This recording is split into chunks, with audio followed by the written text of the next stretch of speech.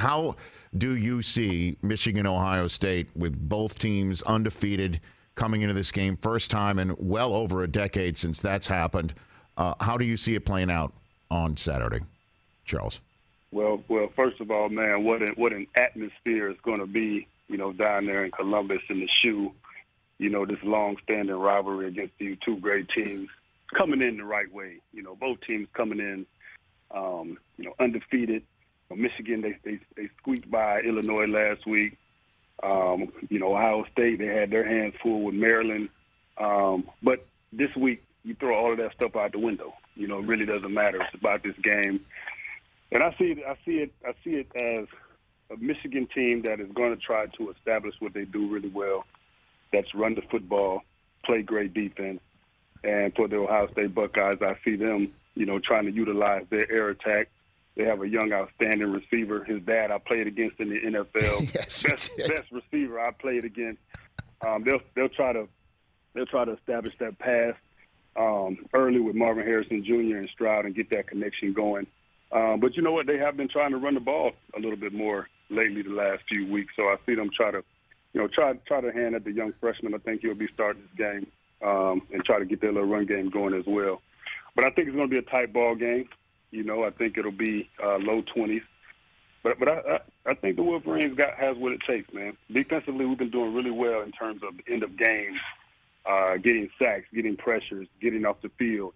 And I think it'll come down to that, the end of the game, Michigan's defense on the field having to make a big stop to secure a victory. Well, obviously, Corum potentially being in the role of Hassan Haskins is something that one would think, and just trying to compare to last year's game, would have to happen, right? Something from him, and he comes in banged up. I mean, what a scare last week against Illinois. And then clearly somebody, collectively playing the roles of Hutchinson and Ajabo to get Stroud off the spot. The question I have is what you point out with Marvin Harrison Jr. I mean, that kid is out of his skull. I mean, the fact that Smith-Njigba, the kid who lit up the Rose Bowl last year, isn't their number one receiver, is unreal. I mean, how good is this kid? And I'd love for you to give me your best Marvin Harrison Sr. story covering him too in your answer, if you don't mind, sir. Go for it. Yeah, well, if you look at Marvin Harrison Jr. and you look at what Ohio State does with their passing attack, if you ever look on that film and you see a guy to have it play, they're going to 18, and it's not even a question.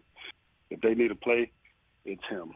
I watched him. I believe it was a couple of weeks ago. He caught a ball on the sideline in the air.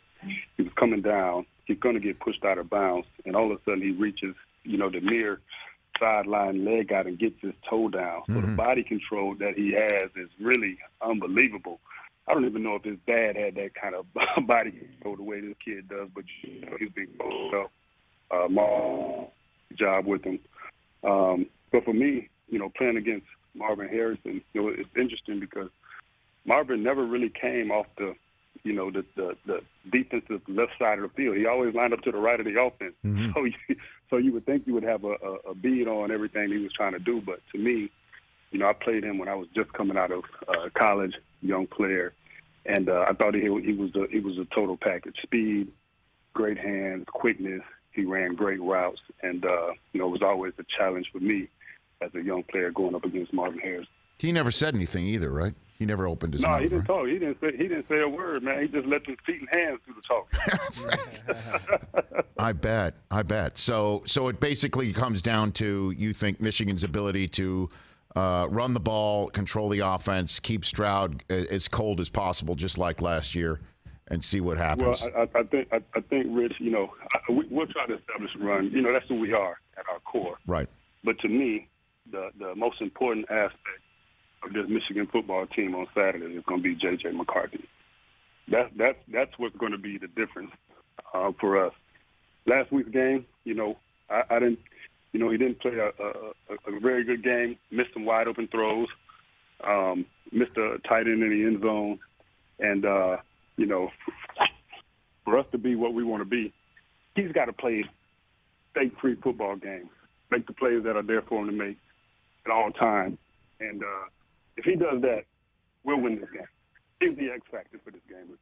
Catch the Rich Eisen Show every single day on the Roku channel, 12 to 3 Eastern, for free.